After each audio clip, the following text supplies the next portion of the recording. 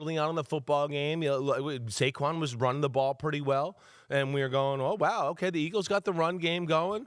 Offensively, the pass game was good enough early on to where you went, wow, all right, they're moving the ball. It seemed like they were in control of the football game.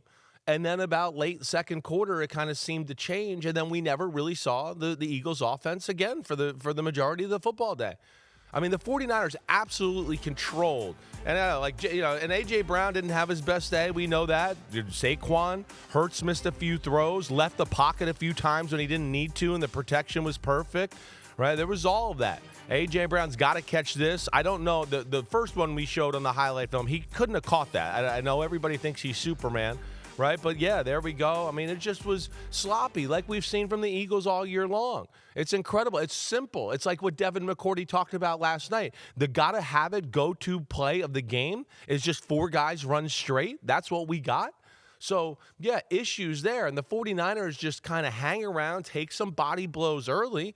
And then in the third quarter, I mean, let's be serious. From that point on, the 49ers really controlled the football game. If it isn't for Brock Purdy's turnovers, the Eagles really don't get anything jump-started on the offensive side of the ball.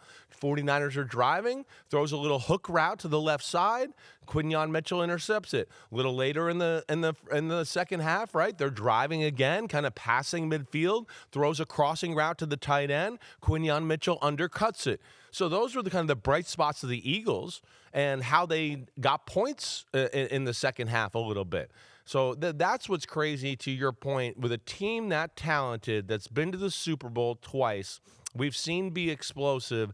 I've never seen a team with that talent, right? That many pelts on the horse from we've done this, we're battle tested, and have these moments like you're talking about where you go, wait, it's been 2.5 quarters since they've really done anything good on the offensive side of the ball. This all gets back to the point A.J. Brown made during the season when he was trying to explain. And remember, I said he is being very selfless because he's willing to be painted as selfish to make the broader point. Right. Because it's not about A.J. Brown failing to get the football. It's about the offense failing to improve so that it will be ready to go when the biggest games arrive. And what happens is, and let me think of the best example. If you have a habit in school of not studying for a test. Right. And you still figure it all out at the last minute. Yeah. It all comes to you. I didn't study, but you know what? I still got an A. And I tried that once, and it kind of worked, kind of felt pretty good. I'll try it again. Didn't study, not really ready, got lucky, got an A. Right. Not sustainable. You're never going to learn your lesson. Yeah. And right. one of these days, you're going to show up for a test you didn't study for, and it's going to kick your ass. Right. And I think the Eagles, because they kept getting away with it, we talked about the fact that they were the first team since, I believe, 1978 to have multiple games with an entire half of not a single completed pass. Right. But in both of those games, against Tampa Bay and more recently, I can't remember who the opponent was, they won. So if you keep winning, and that was the great philosophical divide for the Eagles, because the Jalen Hurts side of it was, as long as we win, it doesn't matter. Right. The A.J. Brown side of it was, we're going to screw around We're here not going to win if we keep playing this way. Right. We can't win the biggest games of the season. Right. Yeah, we're checking boxes now with these disjointed offensive performances, but it's going to bite us in the ass at some point. That's what I've been trying to tell people forever. That's what I feel like my job is. And they refuse to accept it. That's the problem. Right, exactly right. Well, yes, and it is tough. And to your point and everything we've discussed throughout the year, right, we found in a lot of these type of games with this scenario that their defense was good enough to hold down the fort. And what would we say always? We'd always go, as long as they don't turn the ball over, they still seem to be able to win the football games. But they ran into a team yesterday with an offensive play caller and a hot quarterback and Mr. All-Purpose in the backfield catching an end run on the football, where they were like, no, you're not going to be able to stymie us completely in the second half like you've done. We have something for you. Vic Fangio's awesome. Your personnel's awesome. We got it. But I'm damn Kyle Shanahan and the 49ers, and we're going to have a few plays where we're gonna crack the code like we see here.